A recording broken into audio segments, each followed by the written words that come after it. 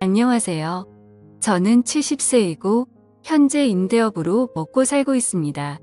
부모님 밑에서 외아들로 살아가다 젊을 적 벌어놓은 돈으로 부동산 투자에 성공한 삶이어서 부러움을 사기도 했습니다. 돈 벌다 홍기를 놓쳐 40살 넘게 노총각으로 지내다가 지인에게 소개받은 맘씨 고운 여자와 결혼을 하고 아들 한 명을 보았네요. 제가 혼자 자라 많은 자식들을 보길 바랬지만 그것도 팔자에 있어야 가능한 거겠더라고요. 제 외아들은 기특하게도 어렸을 적부터 속 한번 썩이지 않고 서울에 내놓으라 하는 대학에 떡하니 합격했고 원하는 대기업에 입사해 제 능력을 한참 펼쳤습니다. 그리고 그곳에서 사내연애로 만난 3살 연상인 여자와 결혼을 하겠다고 저절로 앞에 데려왔습니다. 지어머니처럼 순하고 착한 여자를 데려왔음 좋았을걸. 꽤나 반반한 외모이기는 했으나 어딘가 모르게 드세 보이는 예비 며느리가 맘에 걸리더군요. 아들은 뭐가 울린 듯 콩깍지가 쓰였는지 계속 여자친구가 좋다 하니 자식 이기는 부모 없다고 결국 아들을 위해 결혼을 허락하게 되었고 예비 며느리가 될 아이는 어느새 혼자 임신까지 한 채 배불렀어 결혼식장에 들어갔습니다. 사실 예비 며느리는 어렸을 적 부모가 이혼해서 엄마는 바람나서 도망갔고 아빠 밑에서 동생과 함께 같이 살았다고 합니다. 뭐 그런 가정에 편견이 있는 건 아니었지만 그래도 기왕이면 다홍치마라고 귀하게 큰 내 자식이 여느 사람 못지않게 화목하게 자란 여자를 아내로 맞이하면 좋겠다는 욕심은 있었어요. 실제로 아들에게 여러 좋은 혼자 자리안 가득 들어온 것도 사실이었고요. 하지만 겉도 혼자 임신까지 해서 아들을 꽉 붙들어 놓은 며느리는 귀엽고 옆자리를 차지하고야 말았고 저희는 그 아이를 가족으로 맞았습니다. 달갑진 않았으나 아들이 사랑하는 여자였으니 며느리의 장점을 보고자 노력하며 마음을 달랬네요. 며느리는 스스로 쟁취하고 도전하고 이뤄내고 그 각박하고 어려운 상황에서도 보다 나은 환경에서 살고자 악착같이 공부해서 괜찮은 대학 나와 장학금으로 공부해 아들과 같은 회사에 입사했습니다. 번 돈으로 제 아버지 병원비 대고 동생 공부까지 시키고서 지원수자금까지 척척 마련하니 참으로 똑 부러지고 생활력 강한 장점이 있는 아이더군요. 시부모에게도 살뜰하게 자라니 딱히 흠잡을 것도 없던 터였네요. 뭐 사람이 항상 완벽할 수만은 없으니 전 며느리를 맞아들이기로 하고 아들과 행복하기를 바랬습니다. 그러던 중 살면서 저는 인생이 최대의 불행한 일을 겪어야 했습니다. 그날은 아내가 임신한 며느리 힘들다며 손수 만든 반찬을 애들 떼에 가져다 주었던 날이었어요. 아들이 엄마를 저희 집으로 다시 데려다주는 데서 일어나 버리고 말았습니다. 역주행하는 음주 차량을 미처 못 보고 아들은 그대로 박아버렸고 그야말로 처참한 상태에서 음주 운전자를 비롯한 저희 아들 제 아내까지 저 세상으로 가고 말았어요. 소식을 들은 뒤 정신을 도저히 차릴 수가 없겠더라고요. 세상에 말도 안 돼. 느금하게 여행이나 잘 다니자며 행복하게 살길 바랬던 착했던 제 아내와 제 목숨과도 같던 제 아들 녀석이 저만 두고 세상을 등져버렸다는 소식에 저 혼자 이 남은 세상 살면 뭐하나 싶어 나쁜 생각마저 들었습니다만 며느리가 곁에서 힘을 주었습니다. 아버님 그러시지 마세요. 어머님이랑 그이 잘못된 건 너무나 안타깝지만 산 사람은 살아야죠. 제가 부족하지만 더 잘할게요. 이제 제 뱃속에 아기도 태어날 테고 그렇게 저희 가족 다시 한번 잘 살아야 하며 자신의 배를 어루만지는 며느리. 따지고 보면 제 처지보다 며느리 처지가 더 가여울 법인데 노인네가 앞길 창창한 청산과 부된 며느리를 위로해주지는 못할 망정 이런 약한 모습을 보이니 차마 부끄러운 면이 서질 않더라고요. 미안하다 아가, 아버지가 내 마음 헤아리지 못하고 그저 내 생각만 했구나. 내 뱃속에 태어날 우리 손주도 있는데 내 말대로 산 사람은 살아야 하는 게 맞구나. 아버지가 앞으로 단단히 마음먹고 우리 손주 봐서라도 못다한 사람 목까지 잘 살자꾸나 하며 며느리와 서로 다독여주기도 했네요. 며느리는 얼마 안가 출산을 했지만 며느리 곁에 있는 사람은 오직 저밖에 없었습니다. 출산하는 그 희망 순간마저 제 안 사람도 아들도 아무도 없다는 게 참으로 서글프더이다. 며느리와 저는 호를던 신인 상태에서 서로를 의지하며 손주와 인사를 했고 제 손주 녀석은 태어날 때부터 아비 얼굴조차 보지 못한 가엾은 신세가 되었습니다. 저는 손주를 아들만큼 어업비 여겨 며느리에게 넉넉하게 생활비를 주며 어디 밖으로 일할 생각하지 말고 오직 손주 녀석만 신경 쓰고 잘 키우라 했습니다. 처음에는 괜찮다며 제 아이이니 제가 복직해서 돈 벌어 아들 교육시키겠다 했지만 그래도 어디 그런가요? 제가 없는 사람도 아니고 건물 임대로만 웬만한 잘 나가는 월급쟁이 분급 이상 나오는데 저는 손주와 딱 한 며느리를 위해서 아낌없이 내주었습니다. 그렇게 6여 년이라는 시간이 흘렀고 연애 때와 마찬가지로 며느리와 가까이 있는 곳에 다 자란 손주 재롱 보면서 저는 가는 세월 붙잡지도 못한 채 나이만 먹어가고 있었습니다. 며느리는 직장에 복귀하게 되었고 가까운 데 사는 제가 손주를 데리고 와 항상 저희 집에서 시간을 보내곤 식사 후 집으로 가곤 했습니다. 제가 사는 이유는 자라나면서 아들을 빼닮아가는 손주를 보는 일이었고 아들 어렸을 적과 제 안 사람과 행복했을 적을 그리며 추억에 의지한 채 그저 눈 감을 날만에 기다리고 있었네요. 그러던 중 제게 들어오는 여자분이 있었습니다. 손주 유치원 같이 다니는 같은 반 아이 할머니였는데 와버린 자식을 대신해서 손녀딸을 봐주고 있는 사람이었어요. 그저 오다가다 인사하다가 이내 말 붙이는 사이로 그러다 차 마시고 식사하니 저희는 어느새 좋은 친구가 되었습니다. 정시라서 제가 정 여사님이라고 불렀는데 우리 눈 감은 안 사람처럼 참으로 착하고 순박한 그런 사람이었어요. 지난 아픔을 가슴에 묻은 한많은 세월 술 한잔하며 털어놓았더니 정 여사님도 속에 있는 말을 털어놓으시더라고요. 그러셨군요.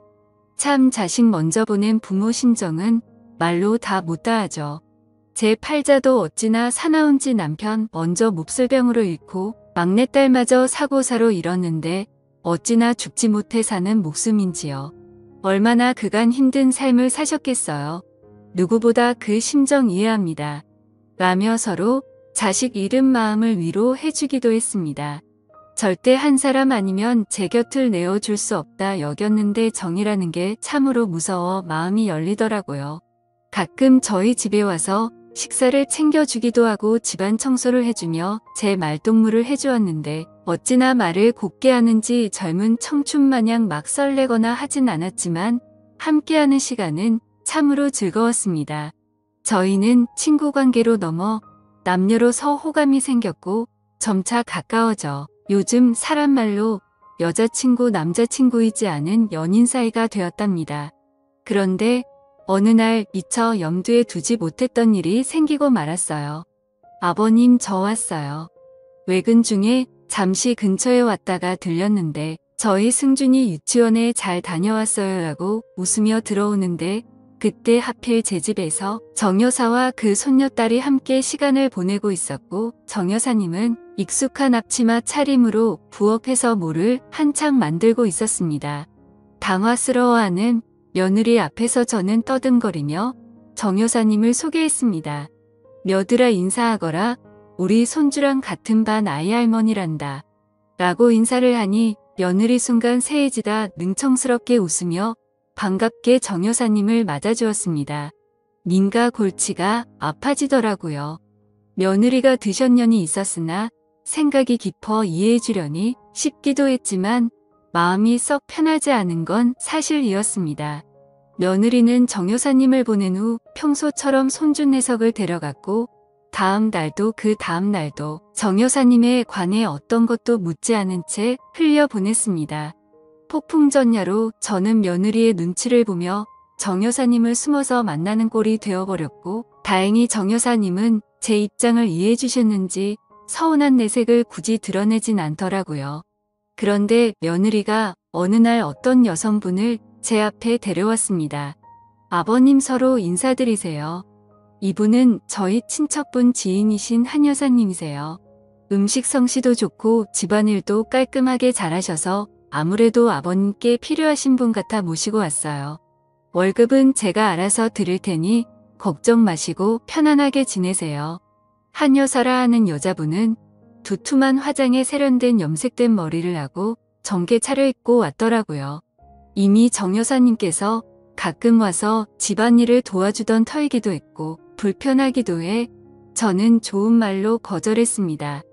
허나 며느리 끝까지 제 말은 듣지도 않은 채 계속 이분이 집안일을 해주면 좋겠다고 하는데 막무가내 식으로 나오는 며느리의 두 손도 발 들어버렸네요.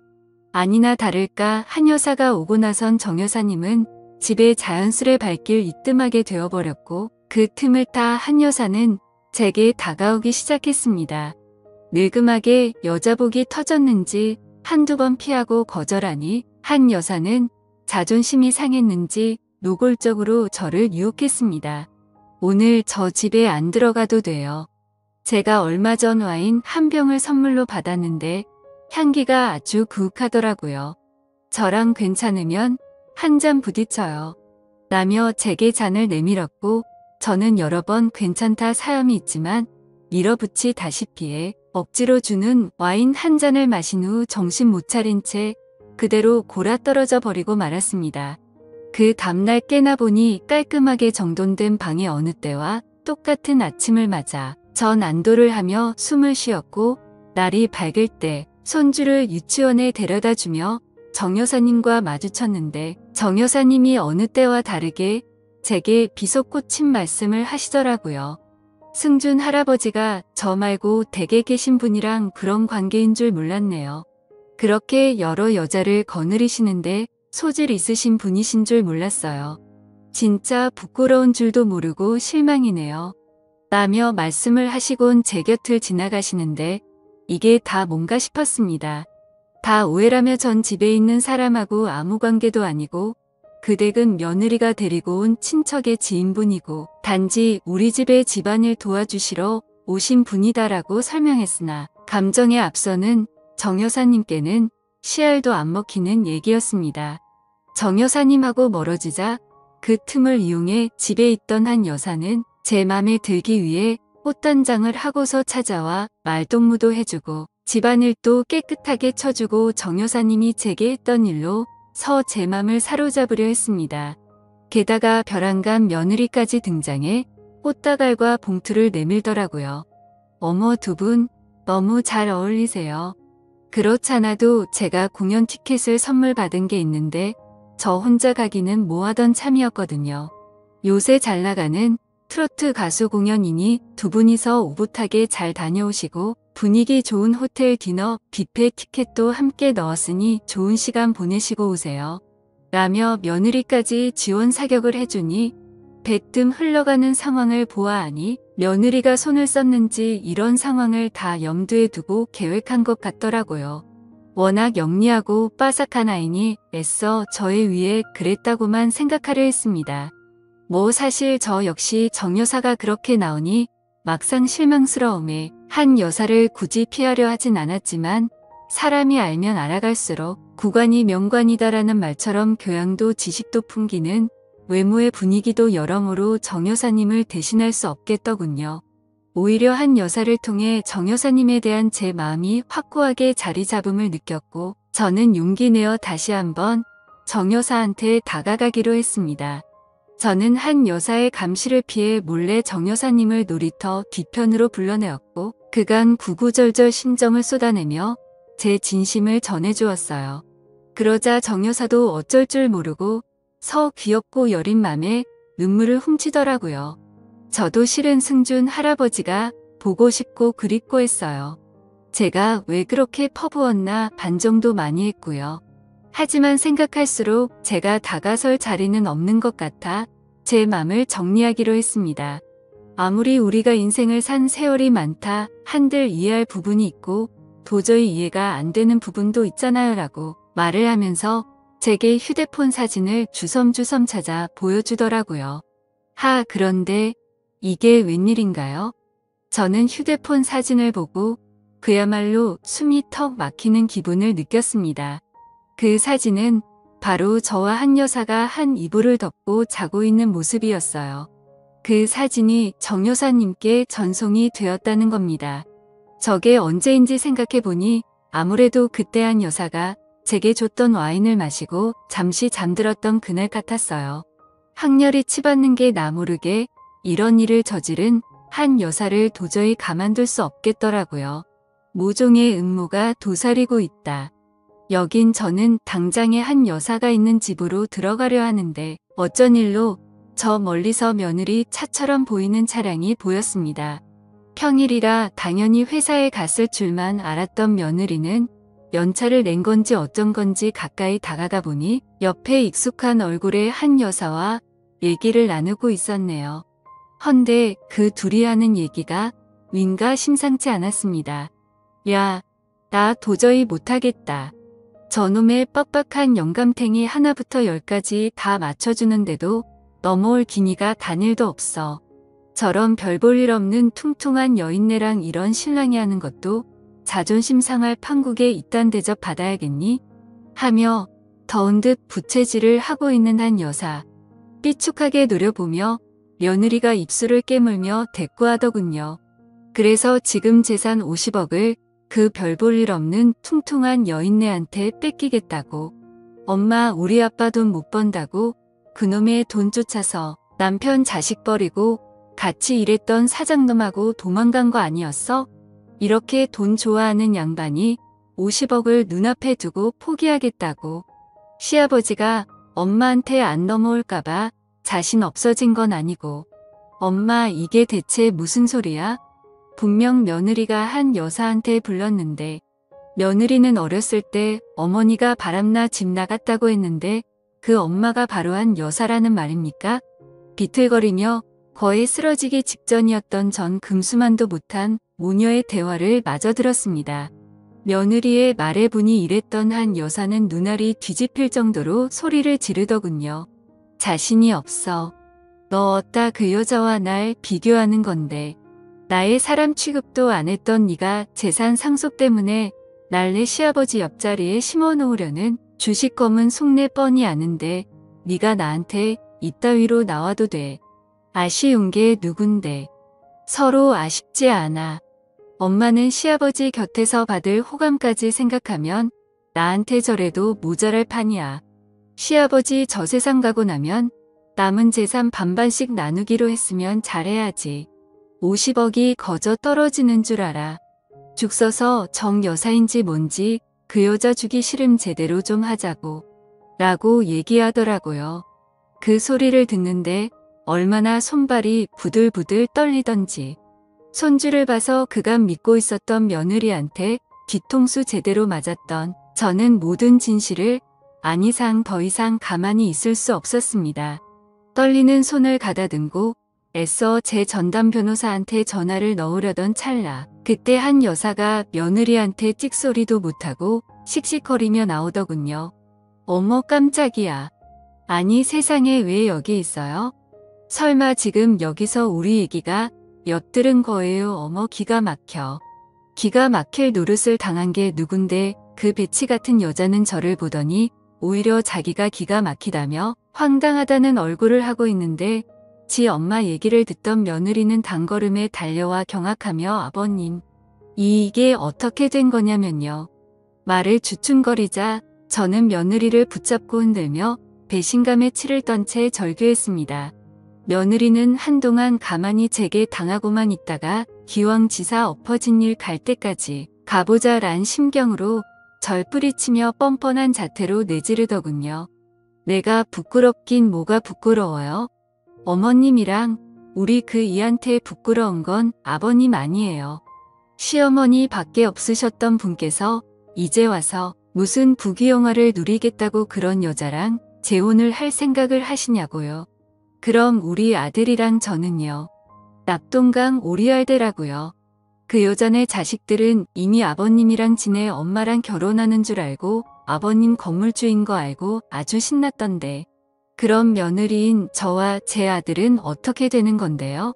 제가 뭐 때문에 여태까지 재혼 안 하고 아버님 곁에 있었던 노고가 몇 년인 줄 아세요?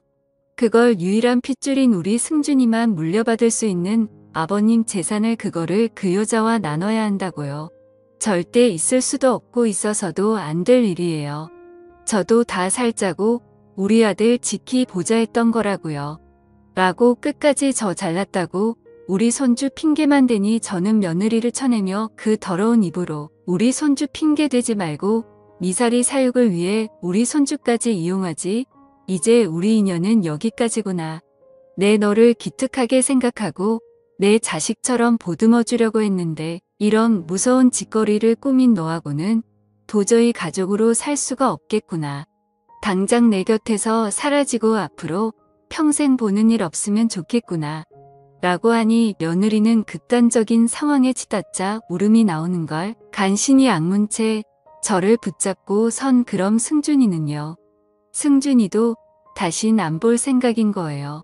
라고 해서 저는 한숨을 깊이 쉬고 그 어느 때보다 냉정한 결단을 내렸습니다. 승준이가 우리 손주인 건 맞지만 승준이가 내 아들로 사는 이상 난 승준이도 절대 볼 수가 없겠구나. 내 손주이기 전에 내 끔찍한 핏줄도 섞인 아이니까. 라고 말하며 한치의 망설임 없이 뒤돌아섰습니다. 며느리는 그제서야 제 진심을 깨닫고는 그 와중에 잘못을 반성하기는커녕 저를 붙잡으며 울고불고 온갖 엉망을 하며 독한 언성으로 시작했고 심지어 저를 향한 막말이나 저주도 서슴지 않았습니다. 추한 며느리를 보자니 남아있던 정마저 떨어져 관계는 파국으로 치닫게 되었습니다.